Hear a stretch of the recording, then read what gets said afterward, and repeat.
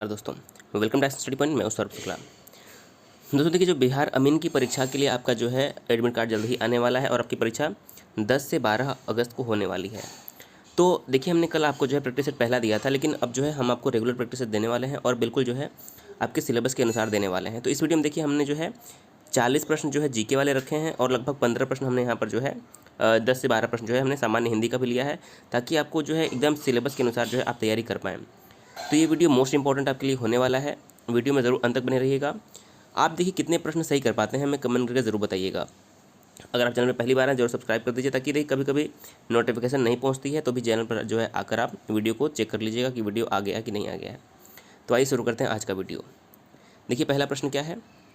भारत के राष्ट्रपति के संबंध में निम्न में से कौन सा कथन सही नहीं है। तो पहला कथन देखिए, प्रत्येक आम चुनावों के पश्चात वह संसद के प्रथम सत्र को संबोधित करते हैं। देखिए, ये कथन बिल्कुल सही है। दूसरा लिखा है, संसद के संयुक्त अधिवेशन को बुलाता है और उसकी अध्यक्षता करता है। देखिए, संसद के संयुक्त अधिवेशन की अध्यक्षता जो है लोकसभा के स्पीकर करते हैं, तो ये हमारा जो है गलत हो गया। भारत में एक राष्ट्रपति होगा, अनुच्छेद 75 में वर्णित है, ये गलत है। भारत में राष्ट्रपति होगा, यह अनुच्छेद 52 में वर्णित है। तो देखिए, निम्नलिखित में से सही कथन हमें पहचानना था, तो हमारा जो है ऑप्शन नंबर ए जो है बिल्कुल सही है कि प्रत्येक आम चुनाव के पश्चात वह संसद के प्रथम सत्र को संबोधित करते हैं। देखिए, राष्ट्रपति की नियुक्ति अनुच्छेद 52 के अंतर्गत होती है, राष्ट्रपति का चुनाव जो है अनुच्छेद 54 के अंतर्गत होता है। ये दोनों पॉइंट भी आपके लिए इंपॉर्टेंट है। दूसरा प्रश्न है, लोकसभा की बैठक आयोजित करने के लिए न्यूनतम कितनी संख्या में सदस्य उपस्थित होने चाहिए।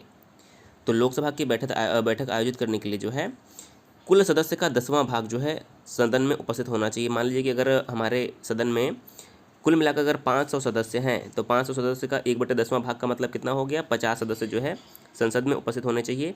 इसी को हम कोरम भी कहते हैं। आप याद रखिए, इसी को जो न्यूनतम सदस्य संख्या होती है उसी को हम कोरम कहते हैं कि कोरम पूरा होना चाहिए, तभी जो है बैठक शुरू हो पाएगी। तो ऑप्शन नंबर बी यहाँ पर करेक्ट हो जाएगा। तीसरा प्रश्न है, काकोरी कांड किस वर्ष हुआ था। देखिए, जो हमारा ये मोस्ट इंपॉर्टेंट क्वेश्चन ये होता है। तो काकोरी कांड कब हुआ था, 1925 में जो है काकोरी कांड हुआ था। तो हमारे यहाँ पर ऑप्शन नंबर सही हो जाएगा, बी करेक्ट हो जाएगा। चौथा प्रश्न है, किसी भारतीय राज्य की प्रथम महिला राज्यपाल कौन थी। तो किसी भारतीय राज्य की प्रथम महिला राज्यपाल कौन थी, हमारा सही आंसर क्या हो जाएगा, सरोजिनी नायडू जो थी, यह भारत में किसी भी राज्य की प्रथम महिला राज्यपाल थी और यह उत्तर प्रदेश की जो है राज्यपाल बनी थी। और वहीं पर बात करें सुचेता कृपलानी की, तो यह उत्तर प्रदेश की पहली महिला मुख्यमंत्री भी बनी थी, तो इनका भी नाम इंपॉर्टेंट है।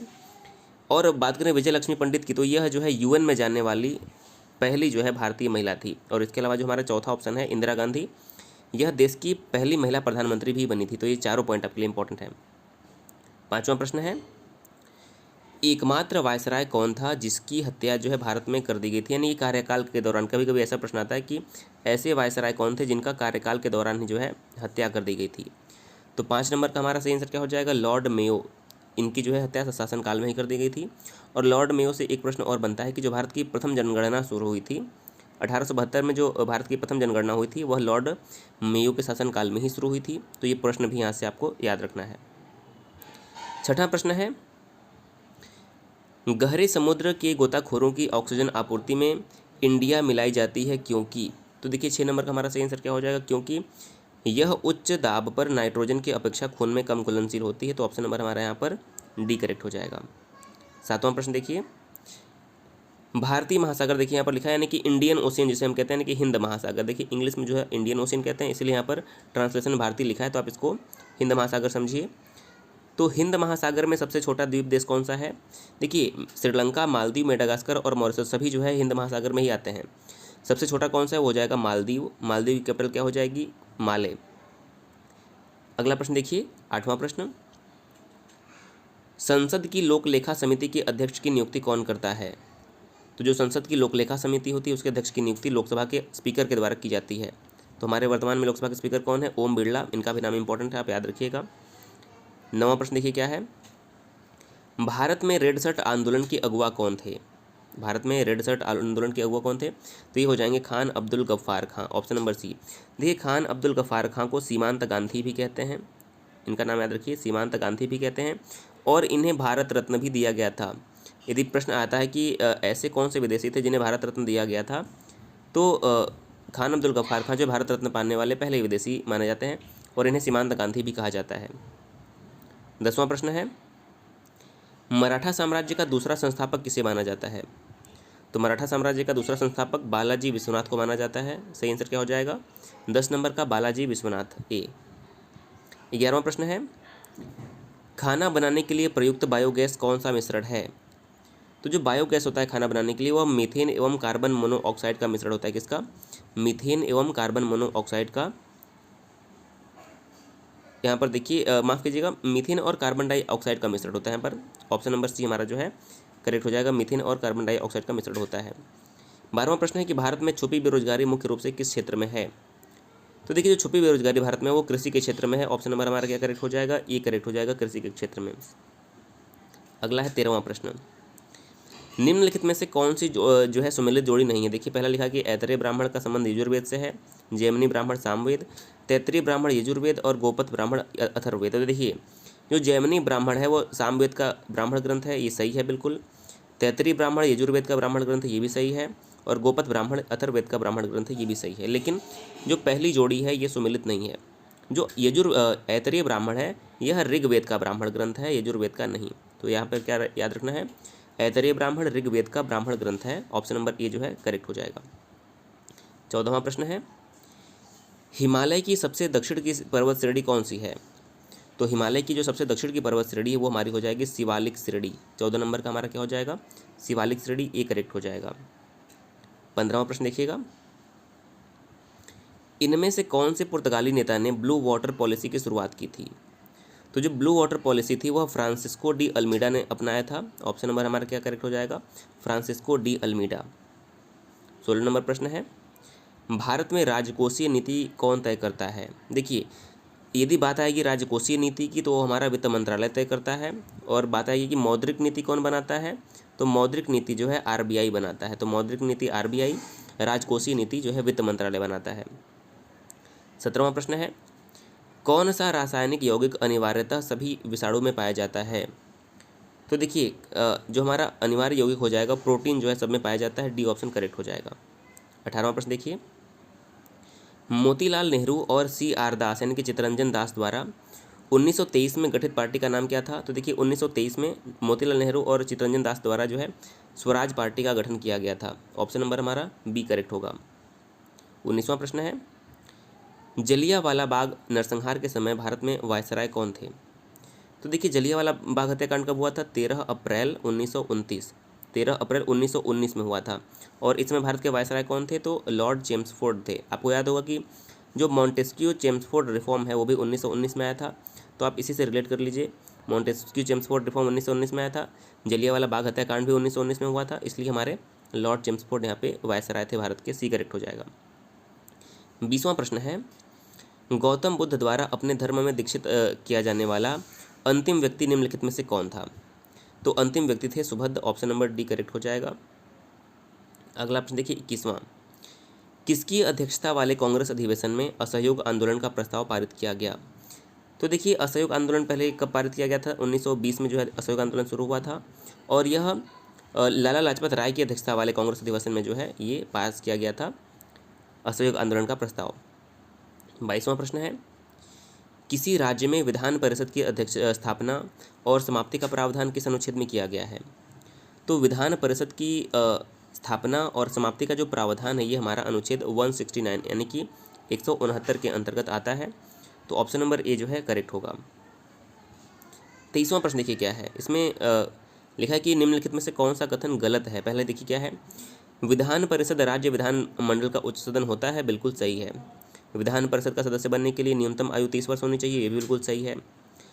राज्य विधान परिषद में सदस्यों का कार्यकाल 6 वर्ष का होता है, ये भी बिल्कुल सही है। तीनों हमारे सही। तो चौथा नंबर क्या दिया है, वर्तमान में केवल 7 राज्यों में विधान परिषद है। देखिए, ये हमारा गलत हो जाएगा। वर्तमान में हमारे केवल 6 राज्यों में ही विधान परिषद विद्यमान है। ये 6 राज्य कौन कौन से हैं? देखिए, पहला हमारा हो जाएगा आंध्र प्रदेश, दूसरा हो जाएगा तेलंगाना, आप याद कर लीजिए, आंध्र प्रदेश हो गया, तेलंगाना हो गया, कर्नाटक हो गया, महाराष्ट्र हो गया, यूपी हो गया और बिहार हो गया। तो ये हमारे 6 राज्य होते हैं जहाँ पर विधान मंडल यानी कि दोनों सदन होते हैं। विधान परिषद जो है 7 राज्यों में विधान परिषद विद्यमान है। तो ये हमारे 6। देखिए, पहले जम्मू कश्मीर भी था, लेकिन जम्मू कश्मीर अब केंद्र शासित प्रदेश बन गया है, तो 7 से घट के जो है ये संख्या 6 हो गई है। तो जो हमारा डी वाला ऑप्शन है वो सही नहीं है, तो ये आप याद रखिएगा। 24वां प्रश्न है, निम्नलिखित में से किस राज्य के 3 तरफ बांग्लादेश की सीमा है?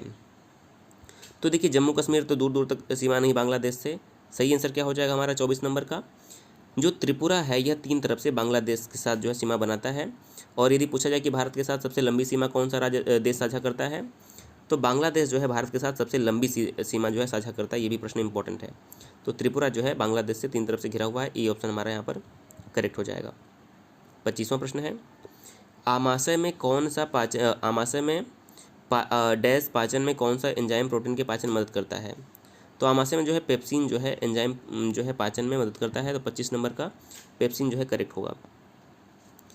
26वां प्रश्न है, निम्नलिखित में से कौन से गवर्नर जनरल ने भारत में अंग्रेजी को शिक्षा का माध्यम बनाने का निर्णय लिया था? तो 26 नंबर प्रश्न का हमारा सही हो जाएगा, लॉर्ड विलियम बेंटिक ने जो है भारत में अंग्रेजी को शिक्षा का माध्यम बनाने का जो है निर्णय लिया था। इसी समय जो है लॉर्ड मैकाले ने जो है अपना रिपोर्ट दिया था लॉर्ड विलियम बेंटिक के समय में ही। तो डी ऑप्शन यहाँ पर करेक्ट होगा। 27वां प्रश्न है, आगा खां कब किस खेल से संबंधित है? तो 27 नंबर का हमारा हो जाएगा आगा खां कब जो है वो खेल से संबंधित है। सी ऑप्शन करेक्ट हो जाएगा। इसके अलावा जो विजय हजारे ट्रॉफी होती है, सैयद मुश्ताक अली ट्रॉफी होती है, रणजी ट्रॉफी होती है, ये सब क्रिकेट से संबंधित होती है। इसका भी नाम आप याद रखिएगा। 28वां है, हिंद स्वराज महात्मा गांधी ने किस भाषा में लिखा था? तो जो हिंद स्वराज था ये महात्मा गांधी द्वारा गुजराती में लिखा गया था। सही आंसर क्या हो जाएगा? Option number B. 29 नंबर प्रश्न है, निम्नलिखित किस नदी के तट पर महावीर स्वामी को कैवल्य प्राप्त हुआ था? तो महावीर स्वामी को जो कैवल्य प्राप्त हुआ था वो ऋजुपालिका नदी के तट पर। ऑप्शन नंबर ए करेक्ट हो जाएगा। और महावीर स्वामी को जैन धर्म का 24वां जो जैन धर्म के 24वें तीर्थंकर थे। 30 नंबर प्रश्न है, राष्ट्रीय डेयरी अनुसंधान संस्थान कहाँ स्थित है? तो जो डेयरी अनुसंधान संस्थान है ये हमारा करनाल में स्थित है। कहाँ पर? Option number D Karnal. और वहीं बात करें राजमुंदरी की, तो यहाँ पर केंद्रीय तंबाकू अनुसंधान संस्थान राजमुंदरी में है। करनाल में डेयरी अनुसंधान संस्थान स्थित है। 31वां प्रश्न है, माही सुगंधा किस फसल की प्रजाति है? तो जो माही सुगंधा है यह धान की एक प्रजाति है। ऑप्शन नंबर हमारा यहाँ पर ए राइट होगा। 32वां है, बिहार में निम्नलिखित में से कौन रेशम या फिर सिल्क वस्त्र उत्पादन केंद्र है? तो जो भागलपुर है यह रेशम या फिर सिल्क के उत्पादन का केंद्र माना जाता है। भागलपुर जो है इसे सिल्क सिटी भी कहते हैं। ऑप्शन नंबर बी करेक्ट हो जाएगा। 33वां प्रश्न है, जब एक चल वस्तु की गति दोगुनी हो जाती है तो गतिज ऊर्जा कितनी हो जाएगी? तो गतिज ऊर्जा 4 गुनी हो जाएगी। ऑप्शन नंबर सी करेक्ट होगा। 34वां प्रश्न देखिए, निम्न में से अश्रु गैस यानी कि जो टीयर गैस है इसका घटक कौन सा है? तो टीयर गैस का घटक कौन सा देखिए इसमें हो जाएगा हमारा ऑप्शन नंबर डी हो जाएगा। क्लोरोपिक्रिन जो है यह आंसू गैस का एक घटक है। 35वां प्रश्न है, निम्नलिखित में से कौन सा अनुच्छेद मानव के दुर्व्यवहार और बंधुआ मजदूरी पर रोक से संबंधित है?